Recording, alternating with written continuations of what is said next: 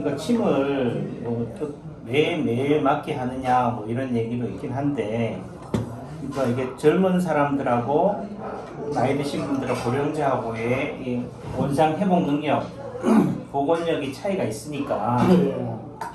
예를 들면은 그 지금 한방의 한의학의 시장은 고령자잖아요. 나 양방도 그럴 수 있겠지만은, 그러니까 젊은 아이들을 뭐 10대, 20대 이런 사람들은 한방으로 선택지를 첫 번째로 가지지 않으니까. 근데 그런 관점에서 젊은 사람들은 뭐 일주일에 한 번이든 뭐 일주일에 두 번이든 그게 가능하지만은 7, 80, 뭐 8, 90 되신 분들이 침 한 번 맞아가지고 멀쩡하게 걸어 다닌다, 이거는 불가능하잖아요. 또 그 아픔의 깊이가 일체 파동을 위해서는 태어날 때부터라고 하는데, 그렇다면은 뭐요? 꾸준히 열심히가 돼야 되니까 저는 매일 오라고 하는 거고. 근데 그거는 뭐 상황 따라 다른 거죠. 그래서 저는 매일 오기가 힘드니까 치료를 포기해야 됩니까? 스스로가 포기를 결정하고 오는 사람한테는 끌고 갈 수 없잖아요. 그렇죠.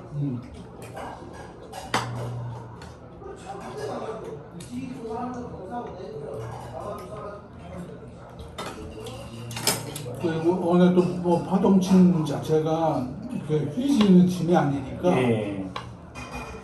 이제 침 같은 경우는 좀 맞으면 휘진다고 표현을 하는데.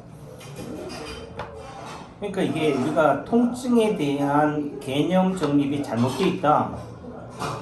그러니까 우리가 그런 거를 이런 한의대 교육이나 의대에서 제대로 안 가르쳐 줬다는 거죠. 우리는 일반인도 마찬가지고 TV나 매스컴에서도 마찬가지고, 아프면은 환자, 안 아프면은 건강체, 이런 관점에 대해 있다는 거예요. 근데 일체파동원리나 한의학에서는 미병이라는 관점이 있잖아요.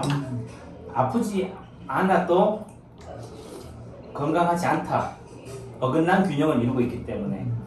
어긋난 균형을 이루고 있거나 바른 균형을 이루고 있거나는 외형적으로는 같다는 거죠. 그러니까 사람들은 뭐 근데 어긋난 균형을 가지고 있음에도 불구하고 안 아프니까 건강한 줄 착각하고 살아있다. 그러니까 남창기 한의원에서 매일 끊임없이 설교하는 이유는 당신이 아프지 않다라고 해서 건강한 건 아니다. 이걸 먼저 각인시키는 거지. 그러니까 환자라는 거를 인식시켜 주는 거예요.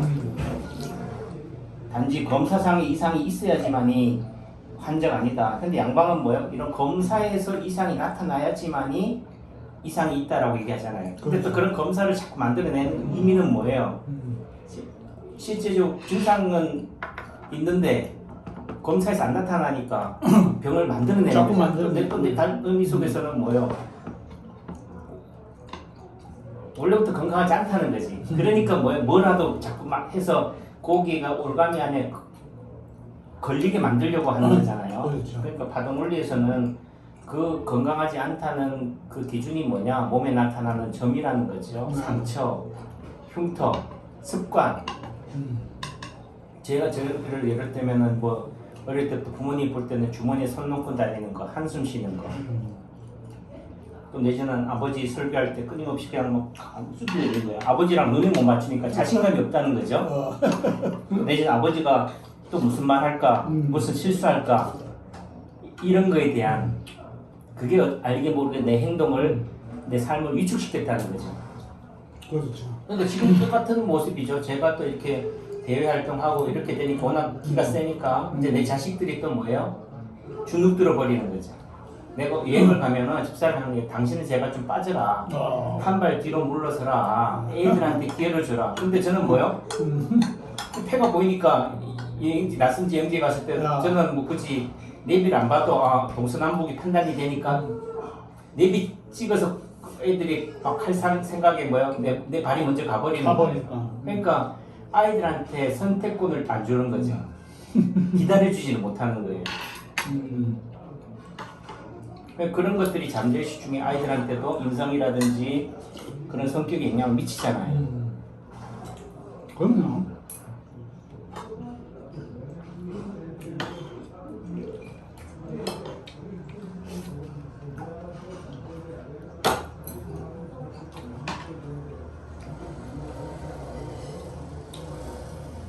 그래서 통증에 대해서 우리가 잘못 알고 있다. 의사도 그렇고.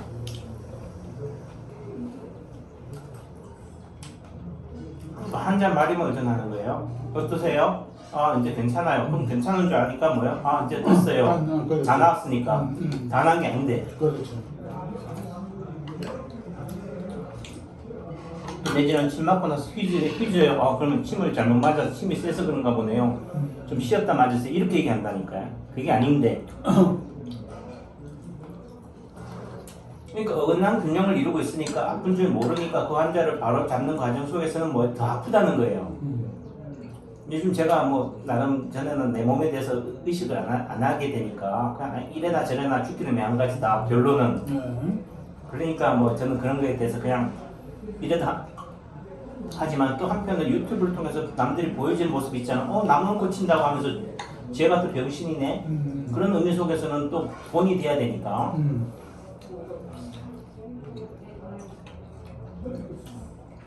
그러니까 저도 뭐 스마트폰을 계속 하고 이렇게 하다 보니까 자연스레 또 눈이 이제 제가 이게 뭐라 그러나 고글절 뭐라 그러죠? 이게 두 개를 넣는 거. 다 초점으로 하니까 어느 순간 느낌이 이렇게 해야지 글씨가 보이고 멀리 하면 이렇게 되니까 어느 순간 불안한 거예요. 내가 이제 글자가 가까운 게 또 잘 안 보이고 하니까 그러니까 자꾸 이 각도를 어느 정도 각도로 해요 하니까 내 느낌상으로는 이게 되니까 그렇게 만들어 버린 거죠. 그러니까 글자에 초점을 맞추려고 하다 보니까 또 이렇게도 되고.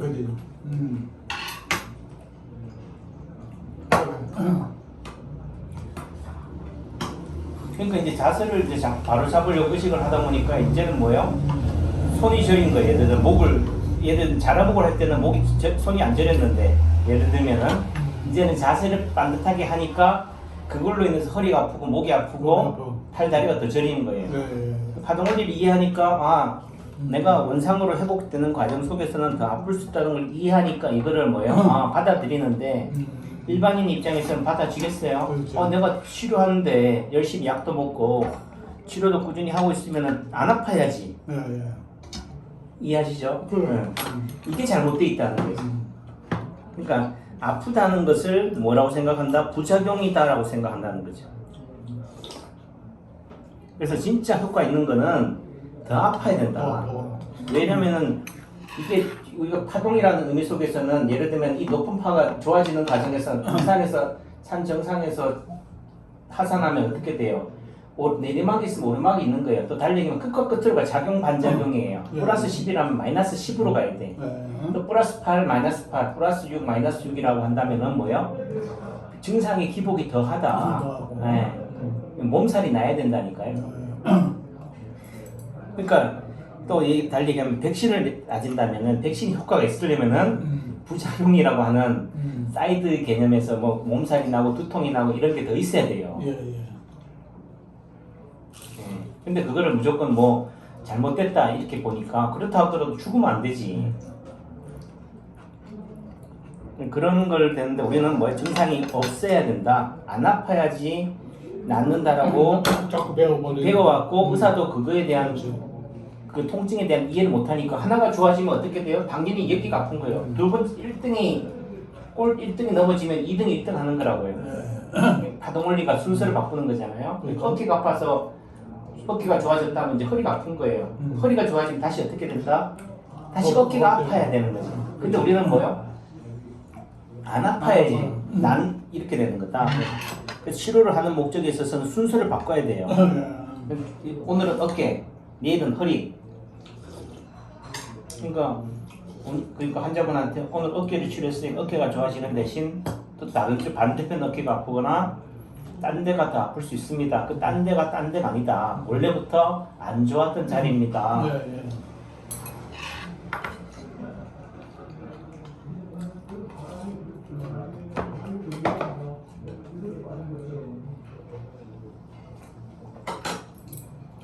그러니까 어떻게 보면 끊임없이 병식이 되게끔 그걸 알아야 되는 거죠. 환자를 알게끔 자꾸 만들어서 얘기를 할 수밖에 없는 거예요. 왜냐면은 그동안 TV나 매스컴이나 우리가 다른 병원에서는 잘못 얘기해 줬으니까 근데 제가 세면기 교수를 했을 때는 환자가 예를 들면 안 아프다 하면 이제 그럼 이제 치료 종결입니다.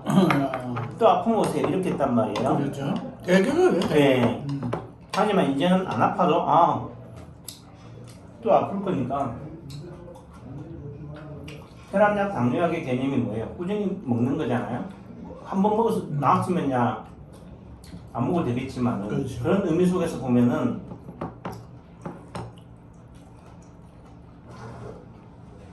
혈압약, 당뇨약은 평생 먹을 거라는 것을 각오하면서 왜 침이나 한약에 대해서는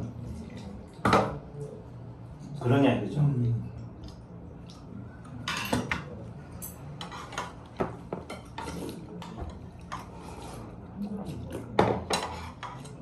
그러니까 그런 것들을 다시 우리가 통증이나 이런 거에 대해서 다시 재차 가르쳐 줘야 된다. 모른다는 거죠, 환자는. 의사도 모르고. 네, 모르고. 그러니까 통증이 옮겨 다닌다라고 생각하는데 옮겨 다니는 것도 아니다. 여기 있더니 저기로 가는 게 아니다. 통증이 옮겨 다니지 않는다면은 제 책에도 썼지만은 그러면 암세포도 전이가 되는 게 아니구나. 우리는 전이라고 생각해요. 네. 여기 있던 균이 저기로 간다라고 생각해요. 파동 원리를 위하면 입자설이냐 파동설이냐 파동을 위아래로 막 움직이는 거예요. 얘가 저기로 가는 게 아니라니까요. 그렇죠. 다만 그 에너지의 전달이 되는 개념이지 힘이 전달이 된다는 개념이지 여기 있던 게 저기로 가는 게 아니란 말이에요. 그렇다면은 세균이나 바이러스도 상대에 있던 게 나한테로 가는 게 아니다. 내 몸의 에너지 장이 틀이 그쪽으로 바뀌어진다는 그 환경으로. 감화가 된다는 말은 내 말에 의해서 상대가 어떻게 변화되는 거잖아요. 그렇죠. 내 말이 변화가 된 거냐 이제. 내 상대의 그 몸의 그 마음 상태가 정신 상태가 어떻게 돼요? 풀려진 거죠. 풀려진 거죠. 그러니까 기라든가 에너지가 특별한 게 아니다. 뭐 당연히 제가 책을 처음 낼 때는 이 에너지 기 에너지 틀, 에너지 장에 대해서 막연한 거로만 생각했지만은 이제는 뭐예요? 이게 별게 아니구나.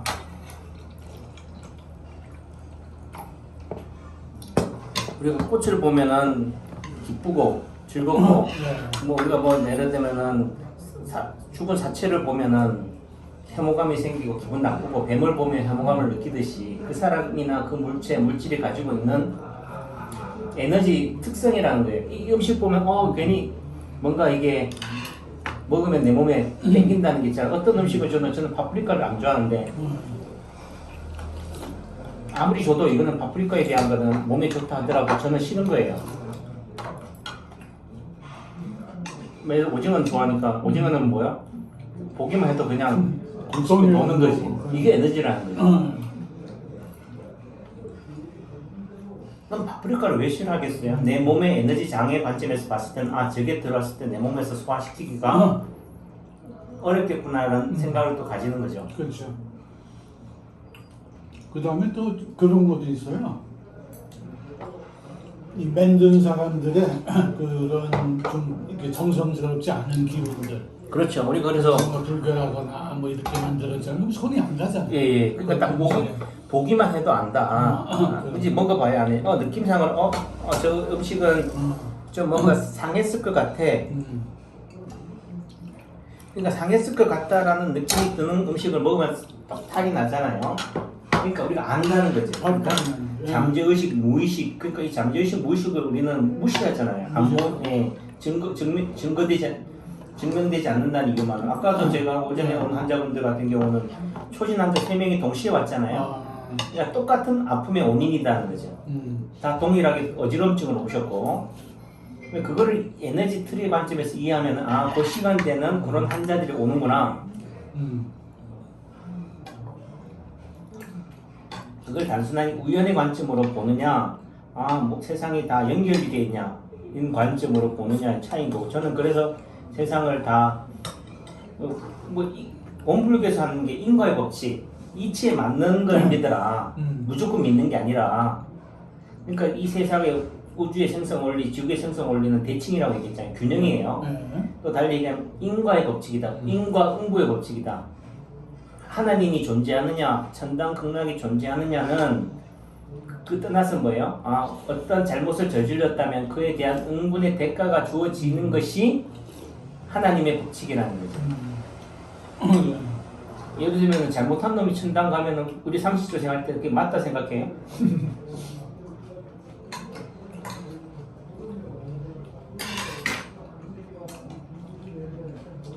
이제 참당하는 거에 그 판단 기준도 누가 그걸 내릴 거면 그건 그 차이가 있겠지만 그건 안다. 내가 천당 갈지 안 갈지는 스스로 아는 거지. 스스로의 뭐의 양심이 그 안에 뭐 하나님이 도덕적인 기준, 그러니까 도덕이 뭐 선은 좋고 악은 나쁘다. 이건 진리는 이런 개념을 자꾸 이분법적으로 나눠서 그렇죠. 보는 거지만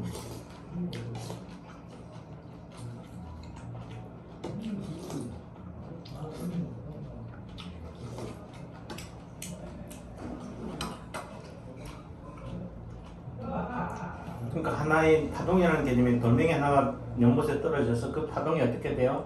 떨어진 곳에만 영향을 주는 게 아니고 온 세상에 영향을 주잖아요. 그러니까 남창규 하나가 이 세상에 와서 이 단순한 치료 행위만으로 끝나는 것이 아니라 그 사람의 언행으로 인해 가지고 이 세상에 영향을 받는다는 거죠. 나비 효과를 주는 거죠. 그래서 내가 선한 영향력을 주거나 악행을 저지를 거냐 그 결과는 자명하게 나타난다는 거지. 분명하게.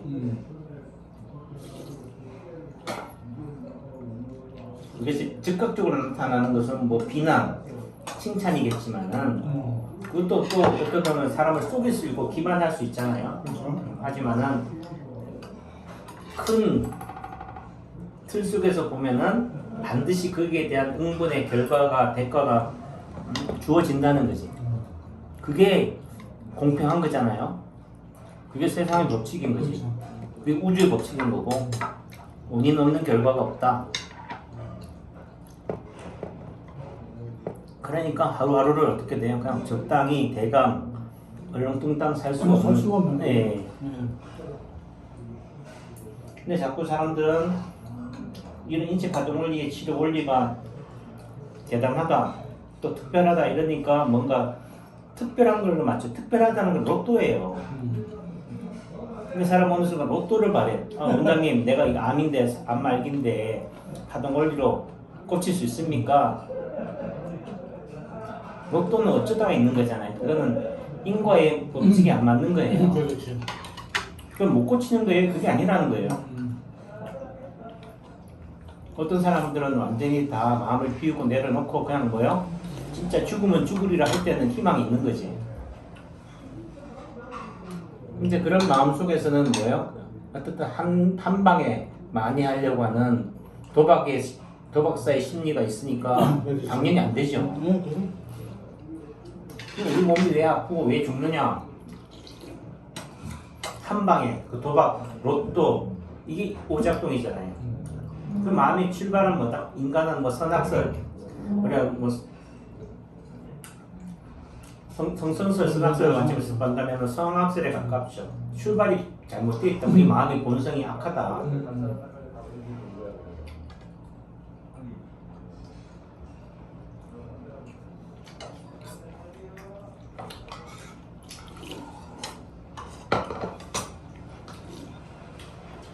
이건 좀 밥을 먹어야 될 것 같아서 꺼볼게요. 예.